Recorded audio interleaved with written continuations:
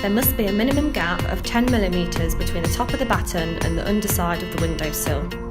Fit the perforated closure on top of the battens. If required, trim the Cedral Click plank ensuring it fits correctly underneath the windowsill. Fit the Cedral Click plank into the clips and screw into place through the face of the plank using the Cedral colour-coded screws. Ensure there is a minimum 10mm free air gap between the windowsill and the top of the Cedral Click plank.